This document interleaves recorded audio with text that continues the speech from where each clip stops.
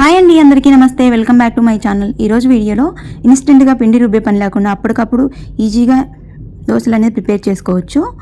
So మీకు అందరికీ ఒక చిన్న రిక్వెస్ట్ అండి, నా ఛానల్ ఫస్ట్ టైం చూస్తున్నట్టయితే వీడియో ఎండ్ వరకు చూసి వీడియో నచ్చితే లైక్ చేయండి, షేర్ చేయండి, సబ్స్క్రైబ్ చేసుకోండి. వీడియో యూజ్ఫుల్ అనిపిస్తే మీ ఫ్రెండ్స్కి రిలేటివ్స్కి షేర్ చేసుకోండి. సో ఇంకా లేట్ చేయకుండా వీడియోలోకి అయితే వెళ్ళిపోదాము.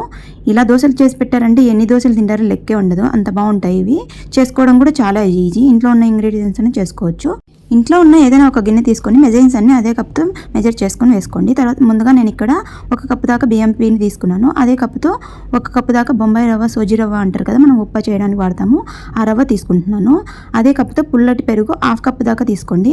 మీ దగ్గర పుల్లటి పెరుగు లేకుంటే 1/2 టేబుల్ స్పూన్ దాకా వంట సోడా వేసుకొని కలిపేసుకోండి. 1/2 కప్పు దాకా మైదా వేసుకోండి. మైదా ప్లేస్లో మీరు గోధుమ పిండి కూడా యూజ్ చేసుకోవచ్చు. చిన్నగా కట్ చేసుకున్న ఆనియన్, కొత్తిమీర, కరివేపాకు చిన్నగా కట్ చేసుకొని పక్కన పెట్టుకోండి. తర్వాత మీరు పచ్చిమిర్చి కూడా వేసుకోవచ్చు. నేను పిల్లలు తినరు కాబట్టి పచ్చిమిర్చి స్కిప్ చేస్తున్నాను. అల్లము, మిరియాల పొడి కూడా వేసుకోవచ్చు. తర్వాత 1 టేబుల్ స్పూన్ దాకా జీలకర్ర వేసుకుంటున్నాను. మీ టేస్ట్కి సరిపడా సాల్ట్ కూడా వేసేసుకోండి.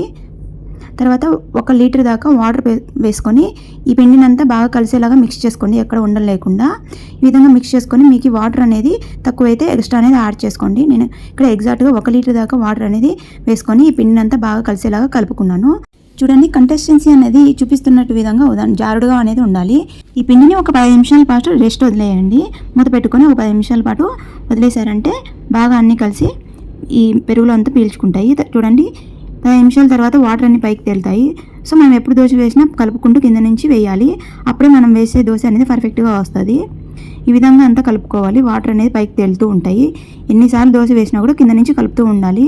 అప్పుడే మనం వేసే దోశ అనేది మరీ వాటర్లీ కాకుండా మరీ ఎక్కువ తిక్కుగా కాకుండా వస్తుంది. ఈ దోశని వేసేటప్పుడు బాగా ప్యాన్ అనేది హీట్గా ఉంచుకోవాలి. బాగా హీట్గా ఉన్నప్పుడు మాత్రమే ఈ దోశ వేసుకోవాలి. ప్యాన్ అంతా బాగా వేడయ్యాక మనము కలిపి పక్కన పెట్టుకుని దోశ పిండినంతా ఈ విధంగా చూపిస్తున్నట్టు విధంగా ఒక గ్లాస్తో కానీ గరిటెతో కానీ మొత్తం తిప్పుకుంటూ అంతా వేసుకోవాలి. ప్యాన్ని అటు ఇటు తిప్పుకుంటూ స్ప్రెడ్ చేసుకోవాలి. చాలా పల్చగా అనేది మన దోశ వేసుకోవాలి. ఈ దోశ వేసుకున్నప్పుడు కానీ ఈ కాలేటప్పుడు కానీ ఫ్లేమ్ని హై ఫ్లేమ్లో పెట్టుకొని దోశ అంతా కాల్చుకోవాలి. లో ఫ్లేమ్లో పెడితే దోశలు కాలదు, పచ్చిగా ఉంటుంది అండ్ క్రిస్పీనెస్ అనేది రాదు. దోశ వేసుకున్నప్పటి నుంచి దోశ కాలేంత వరకు హై ఫ్లేమ్లోనే ఉంచుకోవాలి. దోశ కొంచెం కాలిన తర్వాత చుట్టూ 1 స్పూన్ ఆయిల్ వేసుకొని బాగా ఎర్రగా కాల్చుకోవాలి. చూడండి, ఈ దోశ కాలడానికి చాలా టైం అనేది పడుతుంది. 3 to 4 minutes పడుతుంది. ఈ దోశ ఈవెన్గా కాల్చుకోవడానికి మనం పెనని అటు ఇటు అడ్జస్ట్ చేసుకుంటూ మొత్తంగా బాగా క్రిస్పీగా వేయించుకోవాలి. పచ్చిగా వండుకోకుండా చూడండి, ఇలా తిప్పుకుంటూ కాల్చుకోవాలి. ఈ అంచులమ్మడి త్వరగా కాలదు.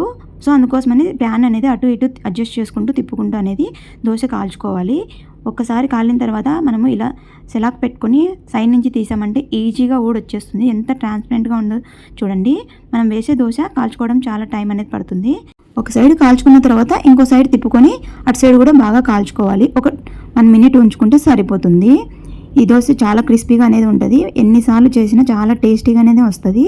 ఒకసారి ఇలా చేసి పెట్టారంటే ఇంట్లో అందరి ఫేవరెట్ అయిపోతుంది దోశ. చూడండి ఎంత క్రిస్పీగా ఉందో దోశ అయితే. చాలా సింపుల్గా చేసుకోవచ్చు ఇంట్లో ఉన్న ఇంగ్రీడియంట్స్తోనే. చాలా టేస్టీ కూడా ఉంటుంది. తప్పకుండా మీరు కూడా ట్రై చేయండి. ఈ విధంగా ఒకసారి ఇంట్లో చేసి పెట్టండి, మళ్ళీ అడిగి చేయించుకుంటారు. ఎన్ని దోశలు తింటారో కూడా తెలియదు. చాలా పలుచగా ఉంటాయి అండ్ క్రిస్పీగా కూడా ఉంటాయి. మనం ఆనియన్, కరివేపాకు, కొత్తిమీర ఇవన్నీ వేసాం కదా, సో చాలా టేస్టీగా అయితే ఉంటుంది దోశ. ఈ దోశ పిల్లలకి పెద్దలకి అందరికీ ఫేవరెట్ అయిపోతుంది. దోశ చేసుకోవడానికి ముఖ్యంగా మెజర్మెంట్స్ అనేది చాలా అవసరము. సో నేను చెప్పిన కొలతలతో చేసుకున్నారంటే అస్సలు ఫెయిల్ అవ్వదు, చాలా బాగా వస్తుంది. సో వేడిగా ఉన్నప్పుడు మాత్రమే వేసుకోవాలి పెనము, లేదంటే అంటుకుపోతుంది. సో ఇది బెస్ట్ టిప్. ఈ టిప్ని ఫాలో అవుతూ చేసుకున్నారంటే దోశలు అనేది అస్సలు ఫెయిల్ అవ్వవు, చాలా బాగా వస్తాయి.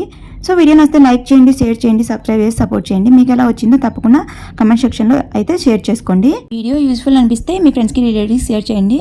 ఇంతవరకు నా ఛానల్ సబ్స్క్రైబ్ చేసుకోకుండా సబ్స్క్రైబ్ చేసుకోండి.